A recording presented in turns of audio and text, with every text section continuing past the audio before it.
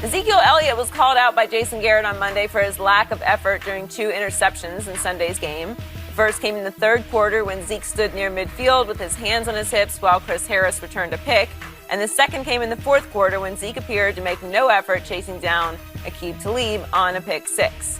Hall of Famer Deion Sanders called out Zeke, saying, "Now we found out what's really inside of Zeke. He's pouting. He's acting like a baby. You're not going to see that from Emmitt Smith. You're not going to see that from Marshall Faulk, LaDainian Tomlinson. That's why we have to quit putting these youngsters on a pedestal and make them earn this thing. They had one good year." Shannon, what's your reaction to what Deion said? I agree with everything he said. You need to make them, like Smith Barney used to say, they need to earn it. That's what it is, Skip. Skip, you know what you tell me? You say, I hate front runners. You call LeBron James the biggest front runner. You call Tiger Woods a big front runner. But why didn't I see... But Tiger in a good way. Yeah. Like you give him an inch, he takes a mile. He just buries you. But go ahead. But you know... Once upon a time. Can I ask you a question? Yes. Did you see any of this? You better get it out of your system. Get it out of your system. I just asked you a question. I just asked you a question. Let me ask you a question. Tom Brady lost to Kansas City 41-14 2 years ago, and then on now you compare that to Tom Brady, huh? Yeah. Oh, let me ask you a question. I'm just saying the greatest quarterback ever. Let me see here. Hold on. I got one more. Tom Brady and Ben Roethlisberger? Yeah, Ben started 13-0 and went 15-1 and went to the AFC Championship game. That was a better season than what Dak Prescott had. But I don't want to talk about That's that. False. I don't want to talk about that. Hold on. What about the keg? Did he jump in the kettle? The Salvation Army kettle? Did he jump in there? Yeah, I love it. You did? Yeah. So what did you love about Sunday? Nothing. What Time is saying is that and Joe Thomas. So now he's Time? No. That's what we call him. Don't nobody call him Deion but you. Everybody call him Prime of Time. Yeah. What Joe Thomas also made reference to this is that when you're used to winning and then all of a sudden you face adversity and you're losing, can you still summons up that with inside of you and give your best effort? Yep. Was that Zeke's best effort? Hands on his hips? So what do you say? Gutless? Hey. Coward? Hands on his... Go ahead. Go for it. No. Go for it. Pile on. No, see, you're going too far. Oh. That you're going too far. All I'm saying is, and I'm not reading into it, all that other stuff about he quit. All I'm saying is that was not his best effort on those 2 plays. That's why me and Red are in this boat together. That's what I call Jason Red. No, me and Red in this boat together. You hang out with Jerry Jones. Me and Jason, Red, we together. Yeah. Skip, you know this. Jason said he didn't give his best effort. He didn't play to the Cowboys standard on 2 plays. Instead of what Jerry did, Jerry comes out, he pulls Zeke from under the bus to throw his other offensive teammates under the bus. Skip, that's not what you do. When the coach has spoken, Zeke did not give us his best effort. We only talk about 2 plays. The guy practiced hard, he plays hard, but on those 2 plays, that's not the Zeke Elliott that I know. And we want him to get back to being the Zeke Elliott that I know. And that means giving us his best effort on all occasions.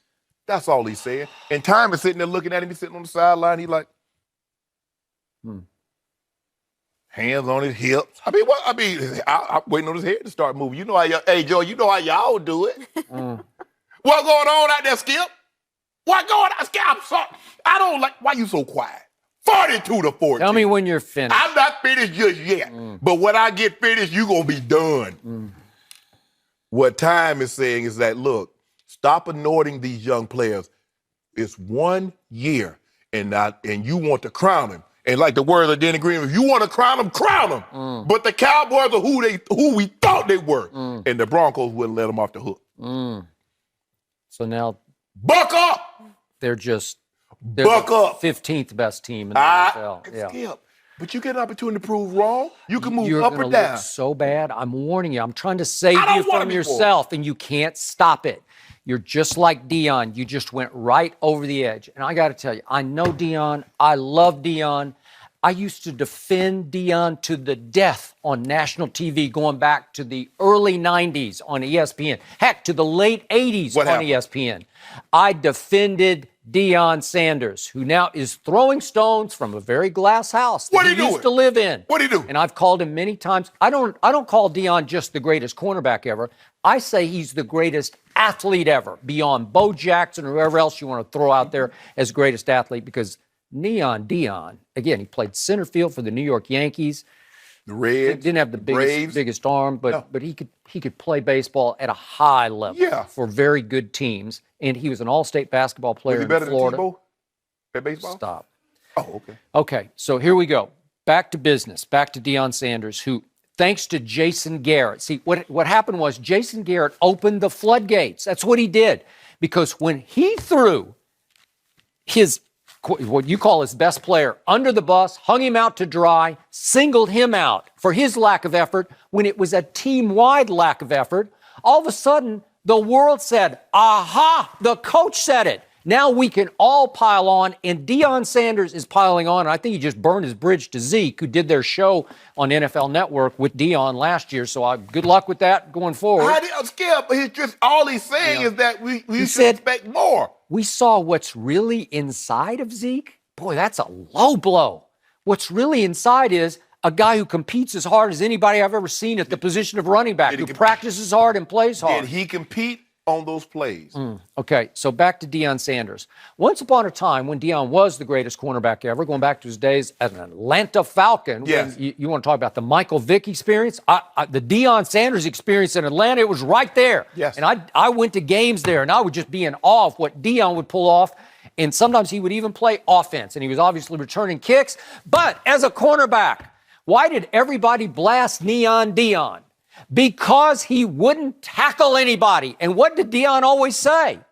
It's a business decision. Yeah. So wait a second. So you're not going to try to tackle anybody on some power sweep, student body right to your side. You're just going to kind of matador because you don't do that. No, Skip, stop. Right? No.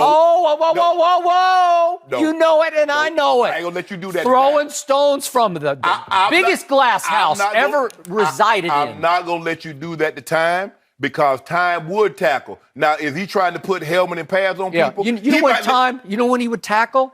Depending on the circumstance of the game. And I would defend him on national TV, and I'd say, if the game is on the line, if the money's on the table, he will figure out how to get that running back on the ground or that receiver on the ground. He'll get him around the ankles. He'll get him down. But if it's 42-17 or 35-17, Time's not going to tackle anybody. Now, he might let the guy run past him and then jump on his back after 10-yard game. But let me tell you something happened. We were playing the San Francisco 49ers in 1994. They were up on us, if I'm not mistaken, about 35-14. We throw a shallow cross to Anthony Miller. And if people don't know, Anthony Miller was a 5-time Pro Bowl player that played in San Diego, played with me in Denver for several years, and he went to Dallas for his last year. He was a legit 4-3 40 guy. We throw him a shallow cross. I picked Time. Time went and got him. He didn't have to. So what the score is going to be? The score is going to be 35-21 with 6 minutes to go in the ball game? Oh, please. All I ever Time heard, went and got him. He wouldn't tackle Time went and got him. Baloney. I'm telling you what happened. Okay. I was there. Yeah, you were there. Time went and got him. That's a reach. That's a reach. No, it's not a reach. Then Time says, so would LT have ever done this or Emmitt ever done this? No. Nope. Sounds like a grumpy old man. I walked 5 miles to school barefooted in the snow. Well, I did. I walked 2 miles with a rocket machine. Okay, I got you. Should have been. So let's go to LaDainian Tomlinson, newest Hall of Famer. Yep. Let's go to his biggest game of his life. It was the AFC Championship game in Foxborough. Yes. And the week before, his quarterback had torn his ACL in a huge game at Peyton Manning, at Colts. And Phillip Rivers sucked it up and played with that ACL, and they pulled it off. They pulled out the game. No. Tell the truth. No. He left that game. Billy Volek won that game in the end. Okay. He finished. But then guess what? Phillip Rivers submitted to having arthroscopic surgery on that knee just to get it cleaned up enough to play in the AFC Championship game. How did he play? And by the way, Antonio Gates also had a toe that was so injured it was going to require major offseason surgery, but he sucked it up and said, I want to play in Foxborough. And LaDainian Tomlinson carried the ball twice for 5 yards in that game and caught a screen pass for 1 yard. And then he said, my knee hurts. Yeah, I got a sprained ACL, MCL, whatever it was. And I got to go stand over here on the sideline with my tinted visor on and put the coat on. It was cold. And just, I'm going to stand over there. And I'm going to stand, and I'm going to stand, and I'm going to stand. I pulled up a piece written by Michael Wilbon of the Washington Post, obviously of ESPN fame, but this is all the way back on January 20th of 2008. And Michael's talking about how the play of the game was a big 3rd and 1 at the New England 4 mid-third quarter, and it was a close game. It was 14-9 Patriots at that point. So the game's going to turn on this play because 3 times San Diego went inside the New England 10 and wound up coming away with 3 field goals. Right. And so Michael speculates about, well, what would have happened if LaDainian had been on that play, because it was Burner Turner, remember him? And he got blown up by Junior Seau in the hole on that play and lost 2 yards. And so Michael Wilbon's conclusion in his piece for the Washington Post is the Chargers might not have been willing to say so in the locker room immediately afterward, but surely they will wonder what would have happened had Tomlinson been running the ball in that situation. And the big theme after that game was, why didn't he suck it up and play? And I can tell you from knowing people in that franchise who will go nameless at this point, they were really upset with LaDainian. You just got to suck it up and play. This is your shot to get to a Super Bowl. No. Wow. First of all, interesting. Phillip Rivers is not a mobile quarterback. So he had the brace on. He's still wearing the brace to this day. Antonio Gates' game was not predicated on speed. LaDainian Tomlinson was a shifty running back. He's not played. Trust me, I played in the Super Bowl, which is the apex. If you play pro football, that is the biggest game you can play in. I sprained my knee. I tried to suck it up. I couldn't. I went and sat on the sideline. That's why they paid Carswell and Chamberlain. That was their job. Michael Turner was earning a check. Fill in, do your job as a backup. Skip, I get it. So Phillip Rivers played with a torn ACL, and you wouldn't play with a sprained? Why didn't Tom Brady play the rest of the season with a torn ACL? Well, I'm just saying. But Phillip Rivers did. Why didn't he sucked it up? Why didn't Tom Brady? He needed full-blown surgery. Why didn't Tom Brady do it? I'm just saying, it was 1 week, 1 shot to go to the Super Bowl. It's this is your shining moment, your only breakthrough moment, and you blew it. I know, Skip. I played with a guy that tore his ACL on the first play of the game, on kickoff, and played the rest of the game. But Skip, that to say LaDainian Tomlinson did the exact same that Zeke Elliott. But to quote Neon Deion, maybe we saw inside LaDainian that day. That's how he's talking about Zeke, right? So let me ask you a question. When Tom Brady sprained his ankle in the AFC Championship game, why didn't he stay in there? Why did they bring Drew Bledsoe in? I don't know. Guess he's just not made of tough enough stuff. So Skip, don't do that. I'm doing it. Now let's get to Emmitt Smith.